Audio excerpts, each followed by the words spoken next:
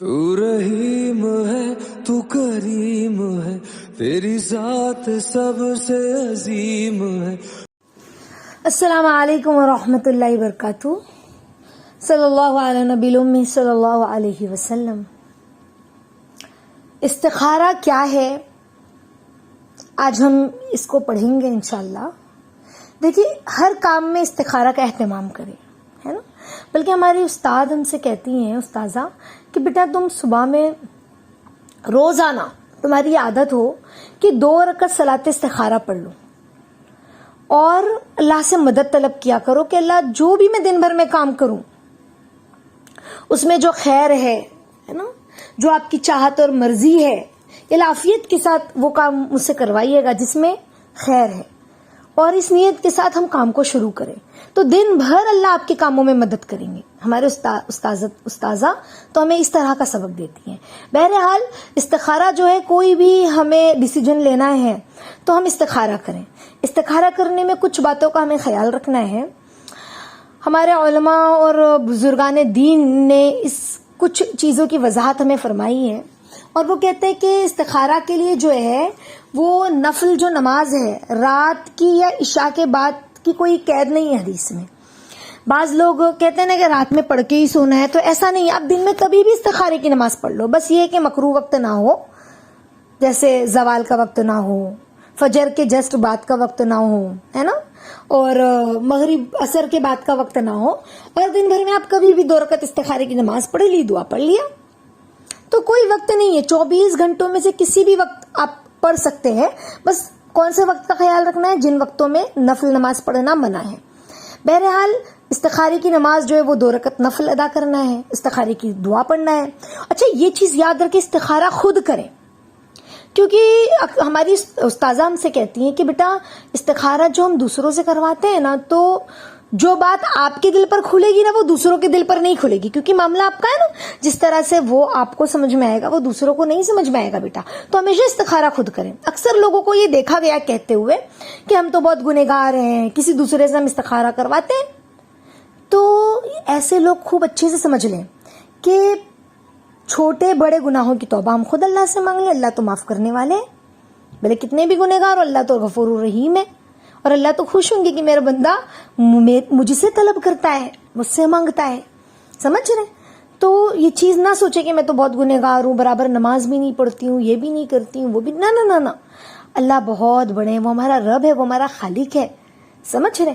تو ہم استخارے کی دعا پڑھیں، استغفار پہلے اللہ سے مانگ لیں، ہے نا، پھر 2 رکعت نفل پڑھیں، پھر استخارہ کریں، تو اللہ تعالیٰ اس سے زیادہ راضی ہوں گے کہ ہم خود اللہ کی طرف متوجہ ہیں. اچھا ایک بات اور سمجھنے والی ہے کہ استخارے کا جواب خواب میں آئے گا ایسا ضروری نہیں ہے یا خواب ہی دکھے گا، بلکہ حالات بھی ایسے ہوں گے. ہمیں حالات کو بھی دیکھنا ہے. یعنی جس کام کے لیے ہم نے استخارہ کیا ہے نا، اس کی موافقت میں ہمارے حالات خود بخود بنتے جائیں گے. اگر وہ کام یا مطلب وہ کام اگر ہمیں کرنا ہے تو اللہ رب العزت خود بخود ہمارے لیے راستے کھولیں گے. اور اگر اس کام میں کوئی رکاوٹ ہے آ رہی ہے تو سمجھ جائیں اللہ کی طرف سے نہیں ہے. ہم نے استخارہ کیا تھا نا، تو یہ اس کی برکت ہے کہ اللہ رب العزت نے خود بخود ایسی رکاوٹیں ڈال دی کہ ہم رک جا رہے ہیں.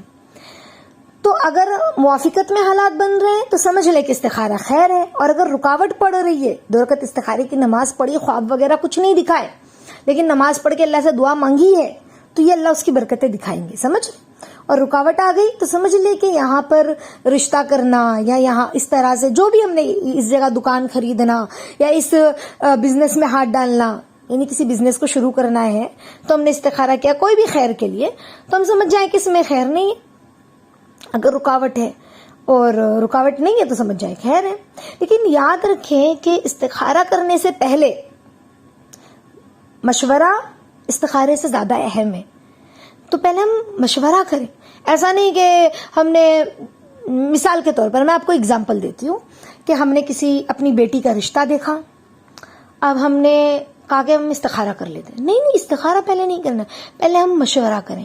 مشورے میں خیر ہے. سمجھ رہے؟ ہم نے مشورہ کیا اپنے بڑوں سے کہ فلاں جگہ سے رشتہ آیا ہے، وہاں کے رہنے والے لوگ ہیں، تو کیا کریں، ایسے ایسے لوگ ہیں، لڑکا یہ کرتا ہے، ان کے گھر والے ایسے ہیں، فلاں جگہ رہتے ہیں، گھرانہ تو اچھا معلوم ہوتا ہے، آپ بتائیے. تو ہمارے بڑے چونکہ زیادہ تجربے کار ہیں, 2-3 لوگوں سے ہم جو اپنے گھر کے بڑے ہیں ان سے مشورہ لیں گے, تو ہر کوئی اپنے اپنی نظریے سے ہمیں مشورہ دے گا, تو ہمیں بات ہم پر کھلے گی نا کہ اچھا ہاں میں نے تو یہ سوچا ہی نہیں تھا, اچھا ہاں میں نے تو یہ سوچا ہی نہیں تھا. تو مشورہ لیں. اب مشورے میں بڑے کہہ رہے کہ ہاں ہمیں تو اچھا معلوم ہو رہا رشتہ, تو پھر استخارے کا سوچیں, سمجھ رہے ہیں؟ پھر اس کے بعد استخارہ کریں. جس چیز پر دل مطمئن ہو رہا ہے تو اس کو کر لیں. ایک بار میں نہیں سمجھ میں آ رہا ہے, دل مطمئن نہیں ہو رہا ہے, 2 بار استخارہ کریں, 3 بار استخارہ کریں, 7 مرتبہ استخارہ کریں, یہاں تک کہ اگر سمجھ میں نہیں آ رہا ہے تو. ایسا نہیں کہ ایک ہی بار استخارہ کیا 1 دن چھوڑ دیا, نہیں, 7 دن تک کریں استخارہ. یا ایک ہی موقع پہ 2 رکعت نماز پڑھ کے 14 رکعت نفل ادا کر لیں, دعا مانگے اللہ سے. تو سنت طریقہ یہی ہے کہ بندہ 2 رکعت نماز استخارے کی پڑھے اور استخارے کی دعا پڑھے, سمجھ رہے ہیں؟ اور دوسرے جتنے بھی طریقے, چٹھی اٹھانے والے طریقے, پھر پتہ نہیں کوئی مولانا کے پاس جائے, کوئی بابا کے پاس جائے کہ وہ ہمیں استخارہ کر کے دیتے, یہ سارے طریقے غلط ہیں, سنت کے خلاف ہے. اللہ تعالی ہم سب کو سنت کے طریقے پہ استخارہ کرنے کی توفیق عطا فرمائے. اور استخارے کا طریقہ تو آپ لوگوں کو معلوم ہی ہوگا, تو پھر ایک مرتبہ ہم بتا دیتے ہیں. وضو کرنا ہے, 4 رکعت نماز نفل پڑھنی ہے, 2 رکعت حاجت کی نماز, 2 رکعت استخارے کی نماز ہے نا. اور پھر اللہ سے دعا کرنی ہے جس بھی کام کے لیے ہم استخارہ کر رہے ہیں. مثال کے طور پہ اگر ہم شادی کے لیے استخارہ کر رہے ہیں تو اللہ سے دعا کریں کہ اللہ ہمیں بہترین ساتھی عطا فرمائیے, اور میرے حق میں خیر کے فیصلے فرمائیے, اور میرے دل پر خیر کی باتوں کو کھول دیجیے, اور میرے لیے عافیت کے ساتھ غیب سے خیر کے اسباب پیدا فرمائیے.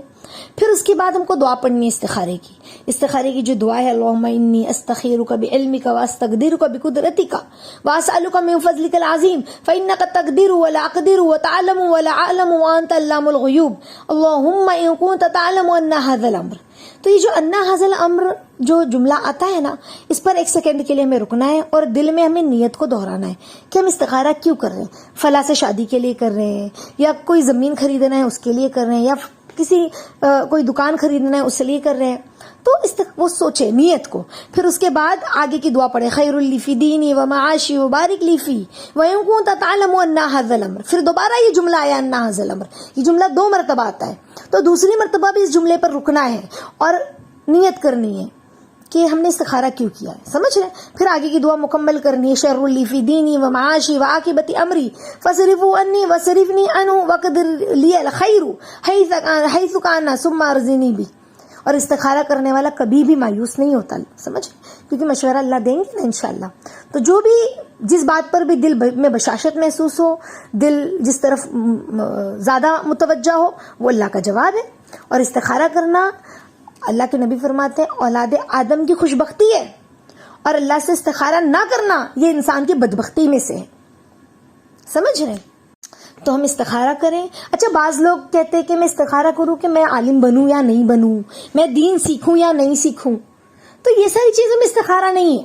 یہ تو ایسا ہی ہوا کہ کوئی پوچھے کہ کیا میں چوری کروں کہ نہیں کروں, تو جو چیز کا جواب اللہ نے ہم کو 2 اور 2 4 کی طرح واضح بتا دیا ہے, تو اس میں استخارہ کرنے کی ضرورت نہیں ہے, سمجھ رہے؟ ہاں, آپ کے سامنے 2 مدرسہ ہے کہ اللہ پاک کون سے مدرسے میں ایڈمیشن کراؤں, یہ والے میں کراؤں کہ یہ والے میں, دونوں ہی اچھے مدرسے ہیں, اور مجھے سمجھ میں نہیں آ رہا ہے. تو ہم نے 2 رکعت استخارہ کی نماز پڑھی اور اللہ سے مدد مانگ رہے کہ اللہ بتائیے نا کون سے مدرسے میں ایڈمیشن کراؤں, مجھے سمجھ میں نہیں آ رہا ہے, دونوں ہی اچھے مدرسے, میرے حق میں کون سے مدرسے میں پڑھنا زیادہ بہتر ہوگا.